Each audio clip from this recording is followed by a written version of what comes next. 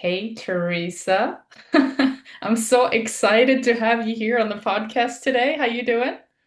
Wonderful. How are you? I'm really great. It's a beautiful day, sunny, you just gotta enjoy those days, right? Definitely. Yeah. So exciting to have you here. You and I have chatted before, so I know a little bit about you, but I'm really excited to share it with everyone that's viewing here today about you, about whatever you want to share about yourself and your story and what comes up for you today, to bring forth essentially. So, is there any particular place you would like to start? Just guiding you right Um, yeah, I could just give a little info of how I got here today, I guess. now? Yeah, Um, let's do it. but so I've been on a path since '09, pretty intensely on discovering my true potential. And it really started when I lost my fiance and my mother 6 months apart. I began having intense spiritual experiences, so much so that I was afraid to be in the house at night by myself. Mm. And so it led me to church, which led me to realize that I was very ignorant because nothing in the Bible made sense to me. So that led me to go back to college, which was literally one of the best decisions I could have made in my life. At that time, I was working at a strip club and I didn't have any kind of value. I had no understanding of self love or value. Mm. I grew up in a really rambunctious environment where, I had experienced every kind of abuse that you can think of at a really, really, as a toddler. Mm. And so, and it just kept repeating. So I didn't know anything about what was foundational for honoring, loving, and respecting yourself. And college is actually where I began to learn that. Okay.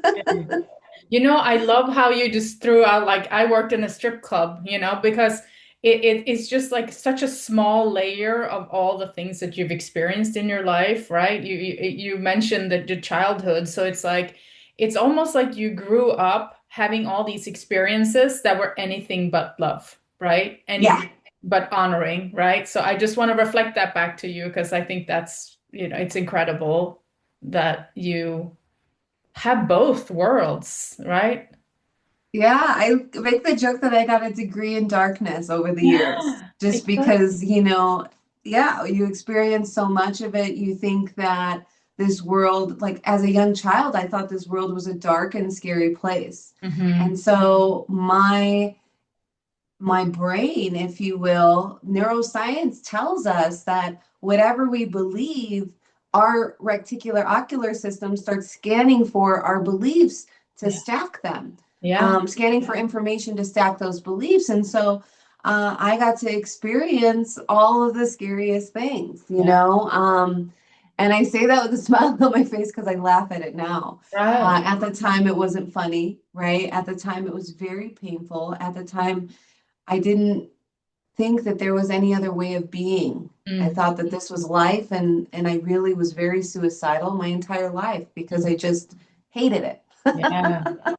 Yeah, and it's just, what I find so fascinating because when you and I met and we spoke and you just kind of went through some of these things, and then Uh-huh. you're here now, you survived, you have this beautiful smile on your face, and I think it's such an inspiration for people who maybe are in that space now, or like we've all experienced trauma to some degree, maybe not to the degree that you've done. And it's just there's so much like respect and honoring that happened, that those awful things happened to you and they are happening to other people.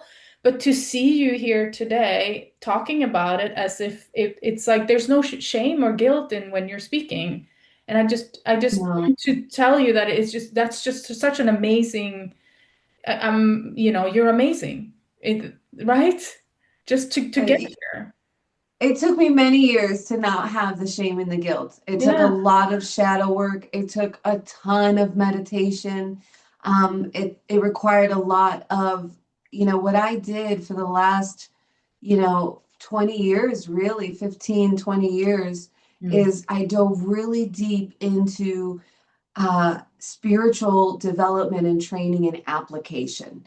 And so in college is where, my first degree was in history, and I started to see that, every incredible person in history started off scared and unsure with Right. an idea that they believed that something could be better, whether it was, the civil rights movement, the beginning of America, or the invention of the automobile, or the manufacturing aspect of the automobile, right? Like people saw something that was impossible and took inspired action towards its possibility before seeing any evidence of it in our three-dimensional world.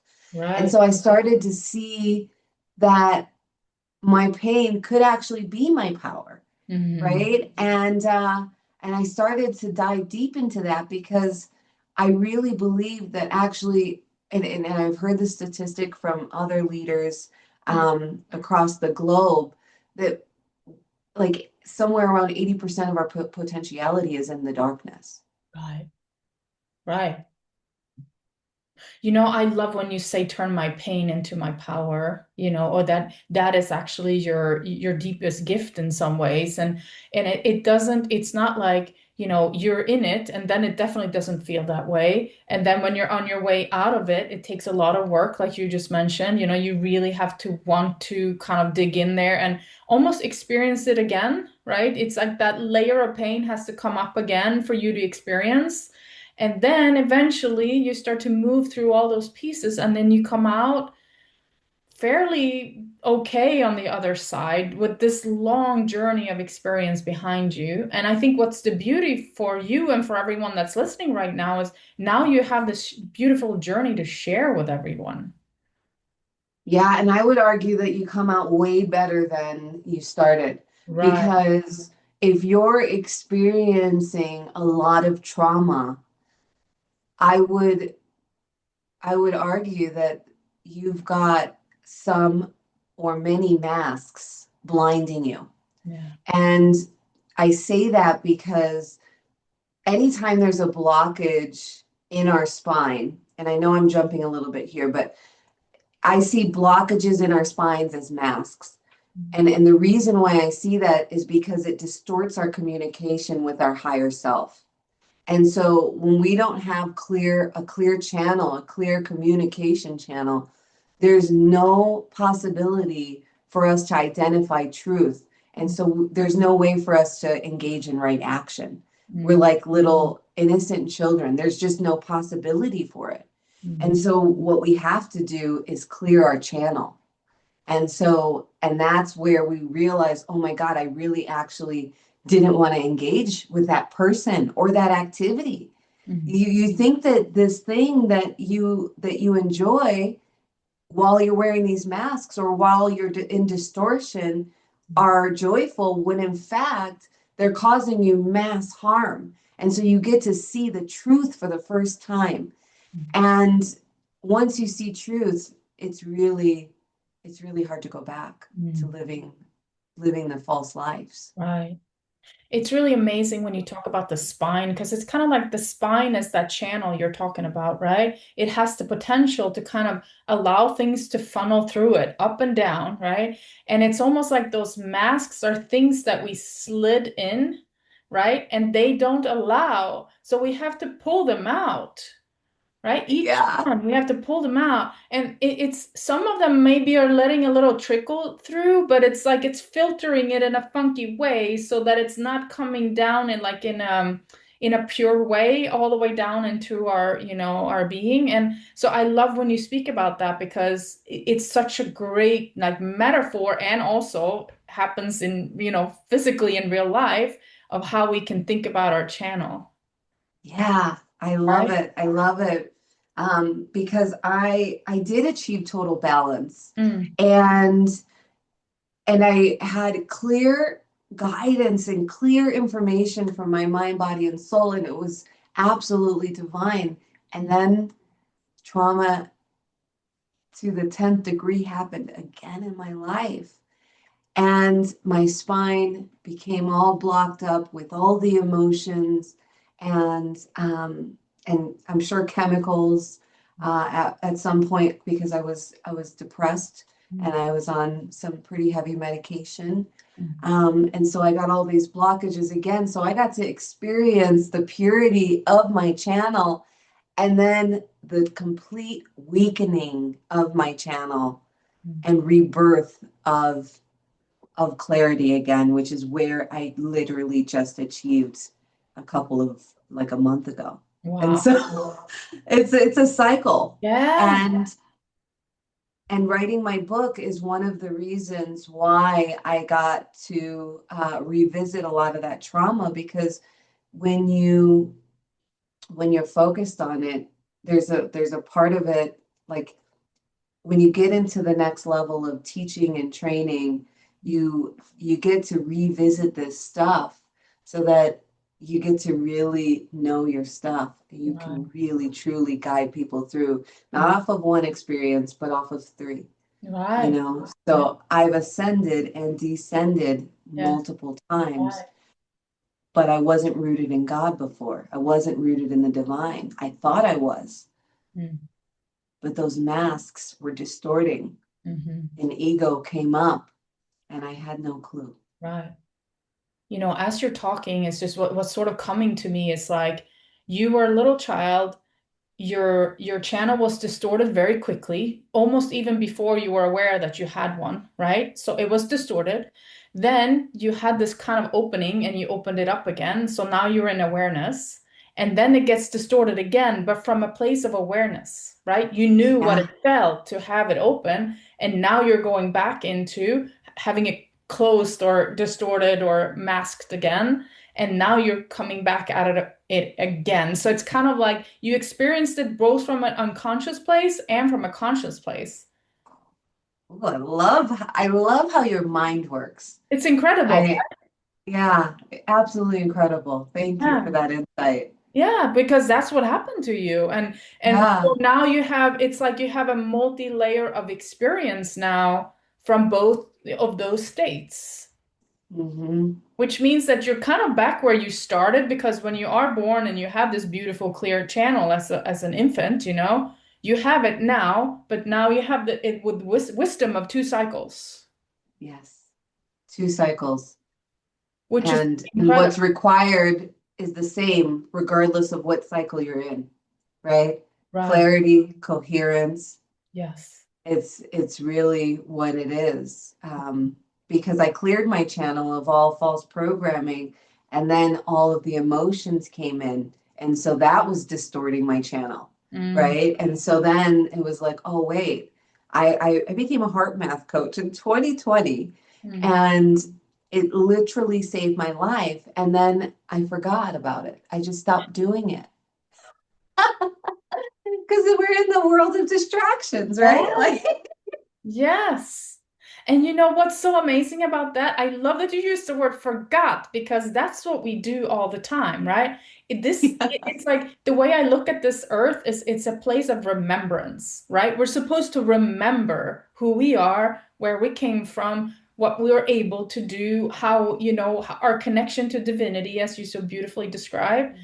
But again, we easily forget. We easily get distracted. So it's like a continual remembrance journey. Yeah. Yeah. Beautiful epic love remembrance journey. Yes. And when you start to look back on it, the only thing you can really feel is like compassion and love for that journey because it's so absolutely gorgeously beautiful. I know that was It weird English, but it's just so amazing.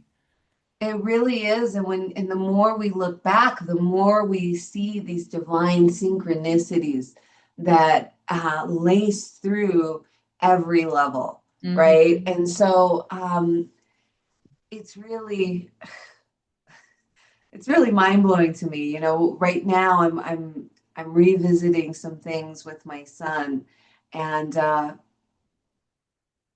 it's just beautiful to see. He's a nonverbal autistic young man. Mm. And I was part of what we were talking about me regressing was when a few years ago when he nearly died 3 times in Oh, 3 different ways in 1 year.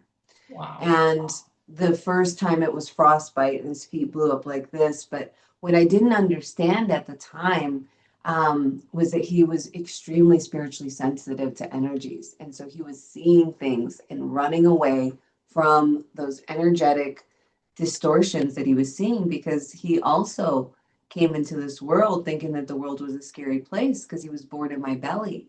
And I was 15 when I got pregnant, and my mom kicked me out and told me I would never amount to anything. And so I lived in a basement and got a job and worked 2 jobs while going to high school for him. But there was a lot of scarcity. So Mm. he came into this world with that.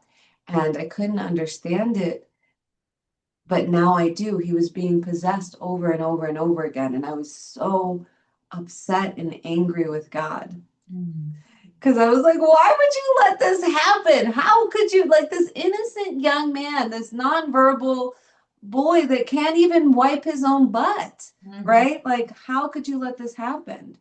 Well, it was made clear just a week ago why, because of his personal mission is to help people, help free society through physical, emotional, and physical limitations, showing people that no matter what you're born with, no matter what you come through with, you too can be independent and free. And so we're going to see this over the next few years, and it's very bold for me to declare this now, but I know it as truth because I know myself and I know God, and I've spoken to God about this. And so a lot of our individuals with severe disabilities, especially our nonverbal autistic kids, are coming in with strong abilities, especially telepathy, because they are powerful channels. Yes. And so I'm really excited. Like at the time, it felt like, how in the world could this be happening? And Mm. now I see why, because Yeah. of what his overarching purpose was. And it just didn't just come through to me. You No. know, he's working with another quantum healer who got the download on Friday, already had the report. And when I told him on Monday, he was giving me the report and he was like, his jaw dropped. His name is Johnny Moses. He's like, I was just going to tell you this. Wow.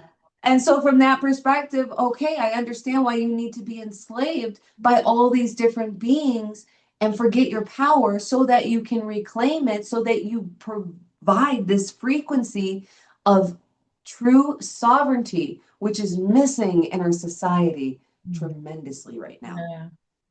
Yeah. The first thing that comes to my mind as you're talking is I think early January I heard about the telepathy tapes, Mhm. and I started listening to them and I couldn't stop. And for anybody who's listening, if you haven't listened to them, they will blow your mind. They're just so amazing, and they're talking to exactly what you're explaining here, where we have these beautiful group of people that are incarnating here on Earth with so much potential, so much power, and they're basically showing us what we are capable of also. A lot of them are nonverbal. A lot of them are, speaking through devices where they like punch in letters and so on. But as they're diving into this series, when they're interviewing, these people, you start to realize they're telepathic, but that's just the top of the iceberg, right?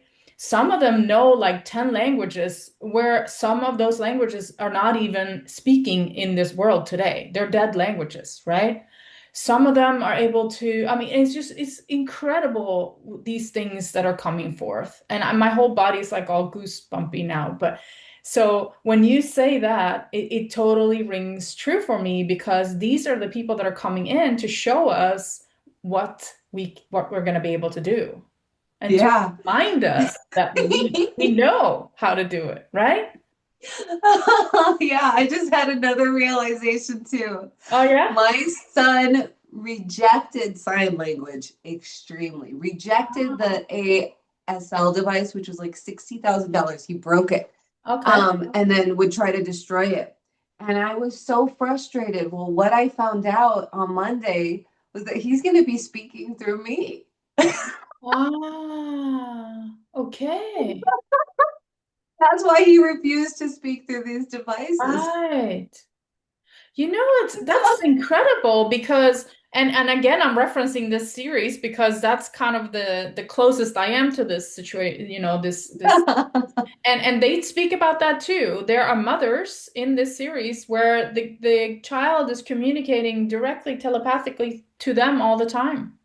Yep, That's how they yep, speak and that's how they've been talking their whole life, right? their whole lives. So I it's just didn't almost have a like word for it. yeah, and so it's almost like both you and him had to be ready for this communication to start.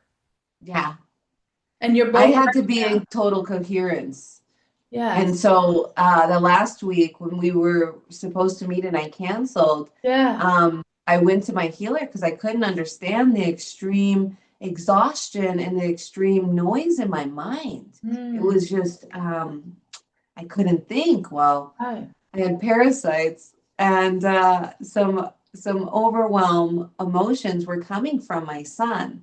And for the first time in my life, I did not go into victim mode. And I just knew Mm. that it was for a reason. I said, well, then he's doing it for a reason. Why is he doing it? And that's exactly where we went. And then we found out that he was going to be speaking through me and he needed me in a coherent state so Yes. that I could hear him Yeah. accurately. Yeah. Otherwise, in incoherence, we distort any kind Mm. of Mhm. messages coming in. Sure. You know what's interesting here is that to me, it seems like you're not only going to share thoughts, you're also going to share feelings.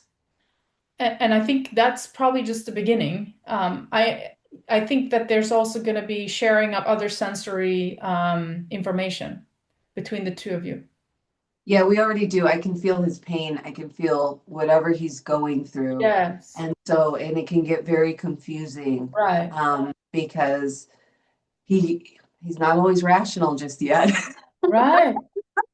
He can get really upset about anything. And so, Yeah. that's why I had to be in a really high vibrational state to harmonize that connection so that it didn't deplete me. Yeah. Do you believe that it works both ways? That he also Yes. feels your yeah, that's the sense I'm getting too. So it almost seems like both of you have been overwhelming each other's systems for all this time. Yeah. Yeah. My poor Right? son. Yeah. Yeah. Oh, this is so beautiful. It really It's is. coming to light like right now. It's both of you are ready to handle each other's systems. It's almost like it's just been out of alignment and kind of out of you know how the wavelengths haven't been harmonizing before, Yes. but now they And are.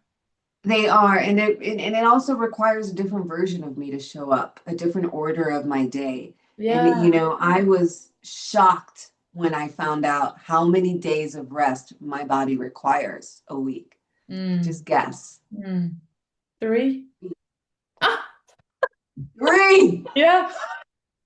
Yeah. I just started with one rest day Yeah. a month and a half ago. Yeah. And I thought that was Yeah. excessive, you Uh-huh. know, but it wasn't enough. I was still tired. And Yeah. so I, went to my kinesiologist because of all the noise that was in my head Mm-hmm. and Mm-hmm. asked my body directly. And sure enough, 3 days, Three a days. work day, a rest day, a work day, a rest day. Yeah. Who would have thunk it? I think it makes perfect sense, actually. I mean, now it does, but Yeah, a month ago that would have sounded excessive yeah. and quite lazy in my own Right, eyes. Lacey. Yeah, exactly. But it's what's required Mm-hmm. to hold the frequency, to Mm-hmm. hold to and maintain and sustain these high frequencies. Mm-hmm. It's maximum rest. Yeah, Well, right now we got everyone doing, and I did it too. I bought the NAD a month ago because I was so tired. yeah, We're buying these injection things yeah, yeah. instead of listening. Yes. The We've body got three wants to talk. times, oh, I'm sorry. No, no, no, go ahead. We've got 3 times the nerves going from our ears to our brains, and we do our eyes to our brains. Mm-hmm. There's a reason because it's Yeah, more accurate than our eyes. yeah. We need to listen more, right? Yeah. Yeah. You know, I really like that whole resting and also how the body constantly is communicating to you. So your body is telling you you need this amount of rest. And the way that we react is like either by taking a cup of coffee or any other things, right? That can like elevate our energy level. That's how we respond to that. Instead of saying, okay, I do need to rest now. And I just heard the other week somebody talking about that your 9 to 5 job should be taking care of you. Like making sure that you know what you want, what you need, how much you need to rest in that particular day, right? Yeah. Everything else, your service to the world, that's your side gig. And the Oh, I love that. right? And the reason you need that is because you need to be at a frequency in order to be, alongside your son, but also to complete the mission that you're here to do, right? So you need to make sure that you're okay and that you're in the correct state because otherwise everything that you send out is distorted. Every single Yeah. thing, Yeah. you know? It's in our frequency, it's in our voice, it's in our vibrational Yeah. being, it's in everything we come in contact with. We are Yeah. either adding to or subtracting to based on our vibration. Yeah. So it is our number one job. And it Yeah. has been for me all year. Mm-hmm. I got on this because I couldn't work at first. I couldn't think. I Mm-hmm. couldn't make a decision. I didn't trust myself, Mm-hmm. right? All these things were that came up for me were so intense that I couldn't function. And so all I could do was take care of me. That was the only thing I could do. Yeah. Yeah, and you know what's so interesting is that if you're like working a 9 to 5 job and you hear this, this sounds like crazy talk. Like how can you say that you're gonna take care of yourself 9 to 5? That's never gonna work, right? So it's like you're taking the world and you're turning it upside down, and you're saying the 9 to 5 of me is focusing on what I need versus going to a job and working that 9 to 5, right? So And some get this, some people might get a little triggered by us talking about this. very triggered. And I was homeless at the time. And Yeah. my spirit was telling me not to get a job. Mm, Now, my business, I built a huge business and God did it. I didn't do it, right? mm, Like I built a financial service team of 350 in 1 year, which is insane. Like, right? Um, but that business had not produced, I think it produced maybe like not even $30,000 of income the year before, right? And I didn't close any more deals. But what does God do? God turned up my income to a 5 figure a month income. wow. I didn't do anything. God did it. Yeah.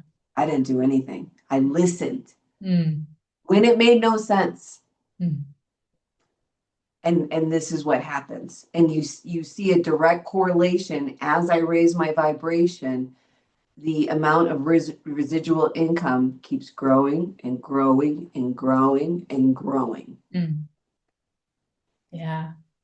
You You know, know, yeah, because everything truly is, and I know it's like said over and over again, but everything is an inside job, you know?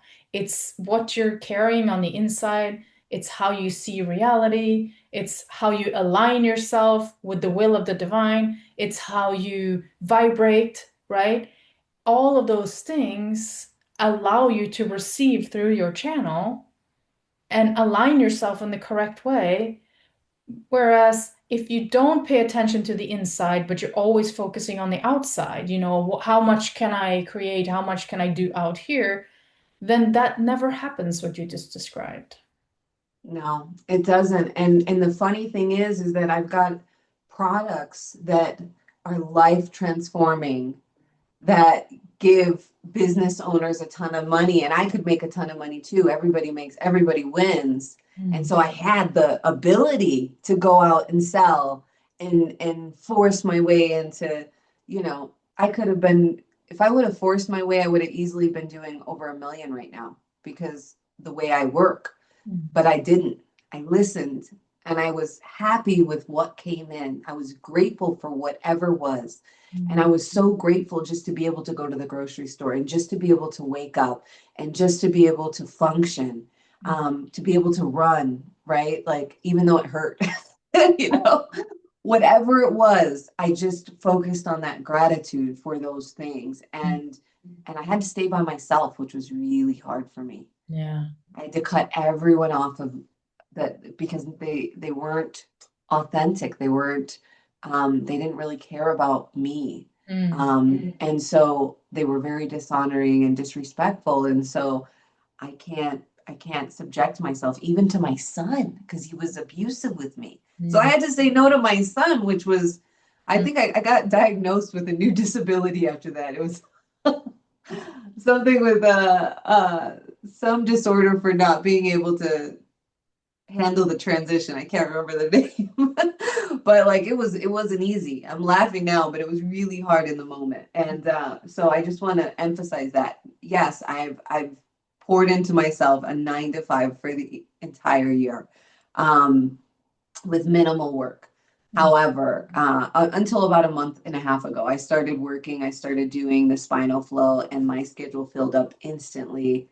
And next thing you know, I was working 7 days a week, and I had to shut that down because I got so excited that I could serve and that I could help people. And, Mm. we're seeing massive transformations. And so you get excited, you get distracted, you forget Mm. so quick. And so, Wow. yeah. So let me just ask you a question because it just popped into my head.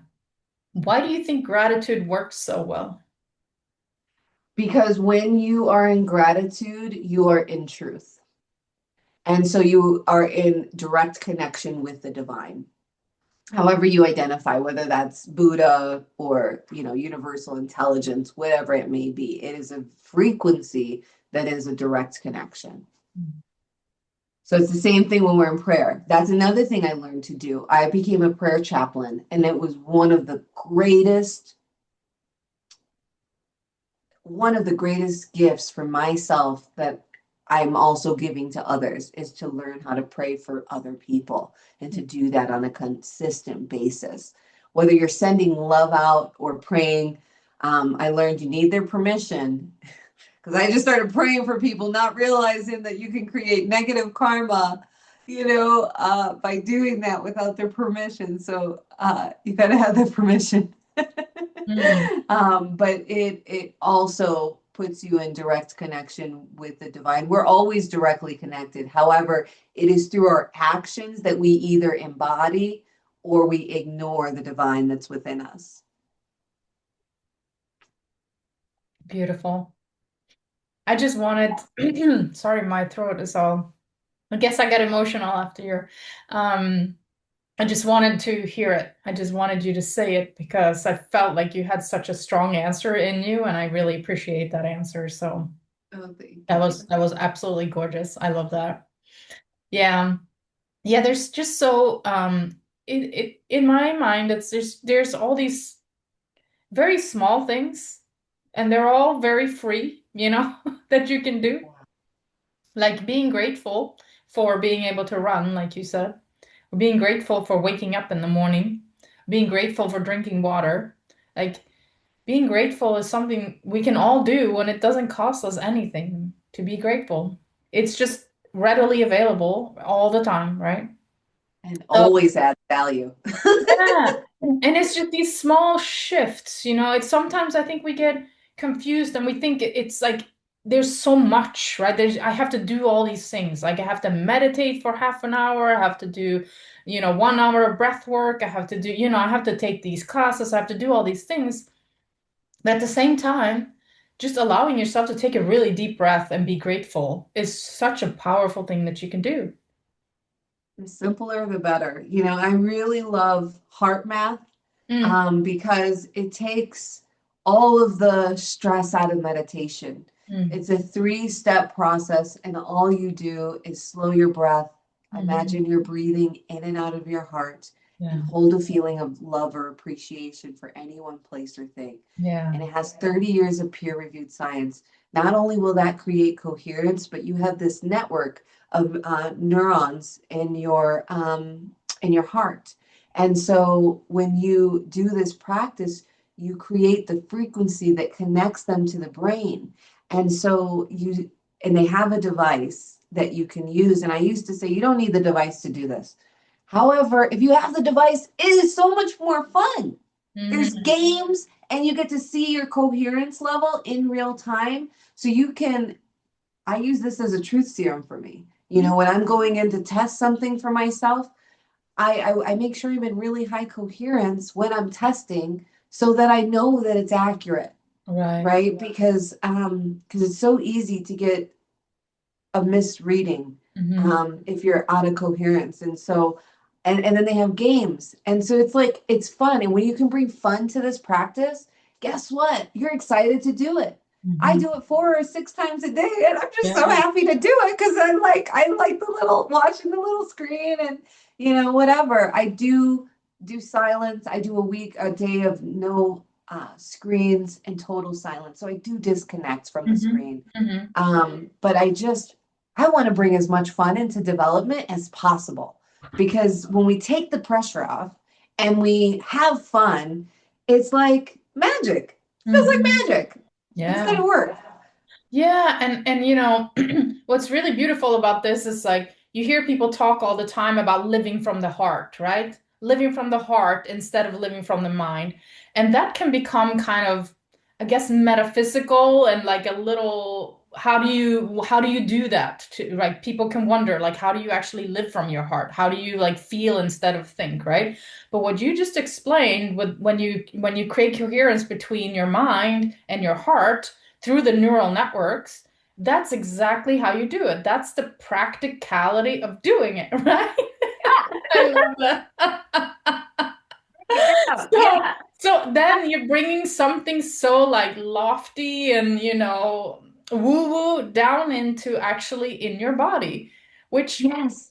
what I love that it's so practical. I love that it's so simple. I love that it only has 3 steps. And for anyone who's watching who's never heard of this before, you can find like these, heart mind coherence meditations. They're all over the internet, right? So, and you can go Yeah. to the institute, like you mentioned also. And but what I love is that like all of these things that we talk about are so easily brought into our body. Like our body is actually the physical instrument that allows our consciousness to expand and be aware, Yeah. I right? love how you describe that. Yes. 100%. It's in our body. Every Yeah. technology that we ever, and that blows my mind too. Every technology that we ever invent, we have a much more sophisticated version within our body. So, like when they invented the blockchain, guess what? We have a version of that in our body too, right? It's like every single technology. You have AI out there now. Yeah, sure, but we have the organic connection to the divine, which is like 100 times more powerful than AI, right? So, all 100%. these things they already exist in here, which is Yes. like wow, right? That is the magic and the truth. But the world tells us to find everything externally and to, you know, forget who we are for the group or for the family or for, whatever. And so, I most of my family is dead and most of them killed themselves. And I used to be a real victim around that, especially around the holidays. I'd be so upset. And I just realized this year with all this reflection, what a gift it is that I get to reinvent myself as much as I want. And I don't have anyone trying to hold me to an old version of who I used to be, Mm. which is one of the biggest barriers to development, actually, Yeah. because we don't want to change because if we're different, people will treat us differently, or Yeah. they might not like us when we're smart and when we're conscious. And Yeah, because we rub against their stuff, and it yeah, doesn't feel comfortable anymore. we're not accepting bare minimum anymore, like we have standards now. And also, we say things that like can, if you actually start to research it, if you start to tune into it, it starts to change your whole worldview. So that's very uncomfortable for people, I've noticed. If Yeah. I say things that are a little bit like, I'm just trying to nudge them, like maybe you want to look in this direction, you get the response of like, it's very defensive because it starts to expand potentially their worldview and they're not ready for that right now, which is fine, but you can you can easily rub or trigger or you know and if somebody's not ready for it, then it's not going to be a fun outcome, let's just say. No, Yeah. no. But but yeah, so no matter what it is, there's a gift. And the more we find the gift, the easier life is, the more we rebuke any and every type of victimhood there is. Hmm. I don't care if you've been raped, I'm speaking from experience. I don't care if you've been neglected, abandoned, or abused. Any kind of victim is going to just completely lower your frequency and call in more situations for you to be a victim. We Hmm. have to claim our power, our divine audacity, Hmm. right? I love that book, by the way. Divine Amazing. Audacity, Yeah. Martell. Oh God, I love her. Amazing. Amazing. So here's another question that's popping into my head. Now where you are today, do you feel like there's a part of you that always knew that you were this, even in like your deepest moment of despair and your difficulties? Do you feel like there's a Yeah, recognition? yeah. So I have always known, and I didn't know how it was going to come through. I didn't know it was my going to be. I knew about in 2022 that something was coming through my children. But at that time I was pregnant and then I had a miscarriage. Mm. And so, I'm sorry, that was 2023. And so I didn't realize it was my current son that was 20 years old, you know, but now I know. Mm. Um, I also knew that, in college, I read this book and it was called A Child Called It. And at that same time, right before I read that book, I was introduced to Plato's allegory of the cave. Mm. And so for whatever reason, that Plato's allegory of the cave opened my mind so much Mhm. that it transformed. I started to wonder what was truth. I wanted the deepest truth possible, right? And then I saw that book, and until I saw that book, I was so ashamed. I was not going to tell anybody where it came from. I didn't want anyone to know I was a stripper. I didn't want anyone to know anything about me because I thought I don't belong here. I went to a Catholic all girls school. Well, because, and so there was a lot of shame there. Mhm. I read that book and I was like, oh my God, he still became successful. And so I knew at that point that I was going to use my story at that point. Wow. But until then, there was just too much shame. Yeah, of course. It's just like you have to step through that layer before you're ready to like fully share yourself, which is understandable. But I really like you when you speak about the truth also, right? That truth within you, the truth that you knew that you had. Because I feel that mirror in myself where like as I was a very young child, I knew that there was a truth out there or in here that I was reclaiming, that I needed to remember. And as I've been moving on my journey, it's like now it's funny how, there is no time. So there's the past and the future and the now but at this moment in time, it's like me remembering that I already had it in me as a child, that I already Mhm. knew that truth back then through all the different steps and all the different, things that happen in our life. But then when you come here and it still feels like the same truth, which I find fascinating. Yeah, it's beautiful. Yeah, I'll never forget when I went to my metaphysical doctor one day and I felt miserable. I was suicidal. I was just having suicidal ideations. I never actually wanted to kill myself. I just constantly thought, I wish I was dead. This life sucks. I Mm. hate my life. I wish I was dead, right? Um, and so I went there and I was having this, and I told him, I was like, I know this is happening for a reason, and I'm crying and I'm miserable. And he's like, you have literally no neurotransmitters in your brain, and you still believe that this is happening for a reason. He's like, you're something different. I, I was like, yeah, I might want to die, but I know it's happening for a reason. But at that point I had already went through life, right? And so I had saw what happened with my brother and sister. My brother and sister looked at what happened in our life, and they said, I am who I am because of how I was raised. And I refused. I said, I am not going to be like that because I was raised. Like, I'm going to be totally different, Mm. and I had that knowing. I had this weird knowing when I was little that when I got older, my life was going to be really good. And I had no idea why, but I knew it was going to be really good when I got Mm. older. That's the truth I'm talking about right there. Yeah, That's that knowing. It's like knowing is deeper than believing or thinking or mhm, feeling, or the deep inner knowing of that truth, that you just keep with you somehow.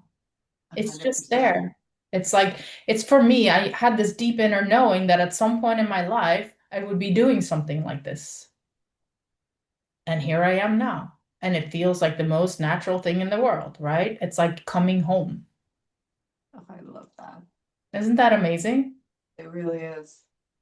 Here we are, you and me, aligned in frequency to be able to have this conversation, right? To talk about things and to mirror each other through our childhoods, through our, where our journeys, and completely different, but we're able to have this conversation and understand each other because we're energetically understanding each other.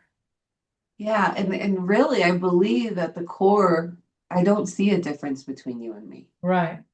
I really believe in unity and oneness, Mm-hmm. and that this idea of separation is simply an illusion.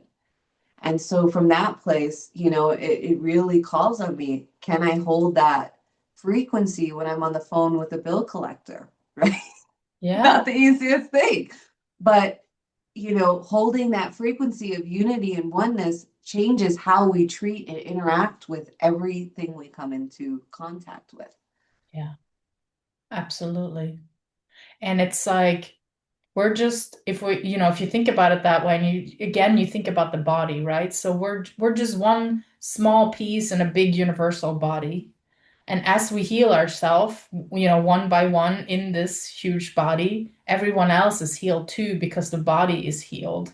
And that's that unity consciousness of us all, essentially. So it's almost like each time we take another step, heal another trauma, move forward, even though it's really hard and we feel like a victim, then we're doing it for everyone else too, because 100%. we're one and the same, right? Yeah. Yeah. And the thing that I that has really helped me tremendously with getting through with victimhood and trauma is Mm. not only affirming affirmative statements, Yeah. but denying Mm. denying that victimhood has any power over me.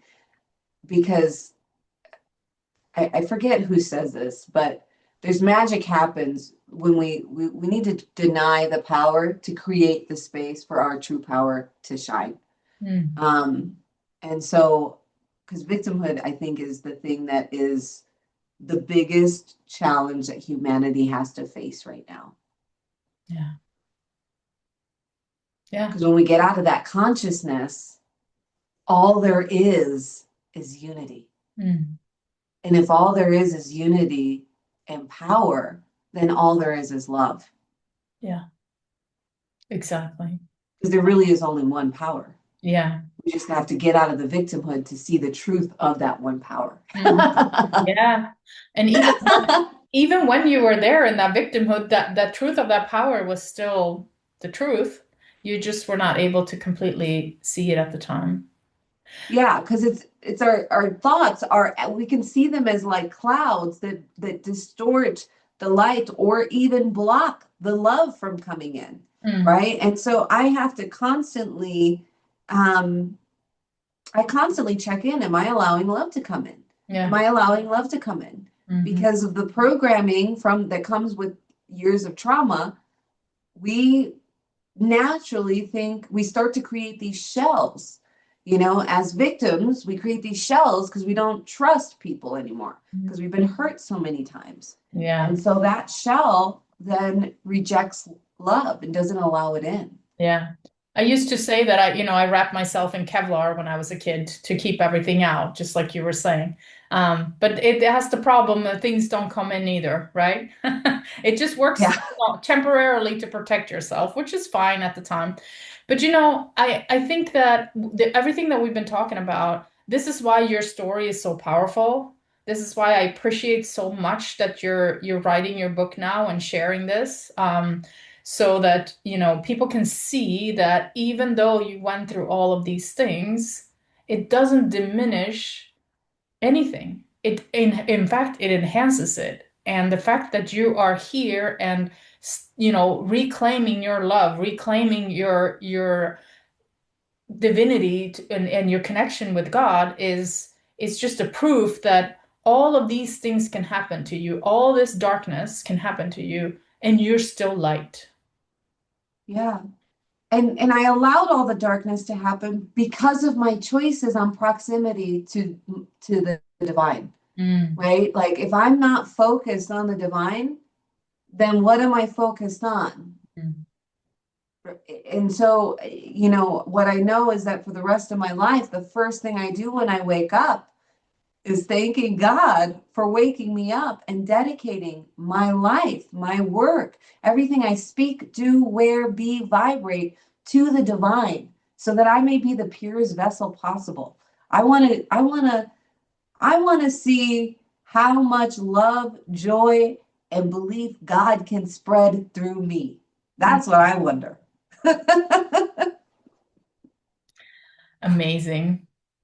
You know, Teresa, I think that what you just said is a beautiful way to end this conversation because that was absolutely, I just that's the declaration of sovereignty. That's the declaration of love, right? Yeah, Do you beautiful. have Thank you. anything else do you want to add? And just, I know that was beautiful, but just any last messages, any last, tidbits of wisdom or anything that comes to mind as you're. So, I mean, the biggest thing that I want to say right now is that so many people think that they need massive healing. And yes, healing is required, Mm, but you need less healing when you rest more. Because in our stillness, we know God. And when we know God, we know what to do, when to do it, and how to do it. And it's fun and it's joy filled. And so the more people we have embodied in this joy, we don't need many people to change the world. We mm, only need a few deeply embodied metaphysicians. And you don't have to really even be a metaphysician. You just have to embody the deep divine love, will, and truth, and you will change the world dramatically in this now time, in this lifetime. amazing. Thank you so much. I appreciate Thank you so much for coming here and speaking to us and just sharing all the beauty that's you and just sharing so freely all the things that have happened to you without guilt, without shame, so that other people can do the same. So thank you so much, Teresa. you. Many blessings to you and all that you do. Thank you.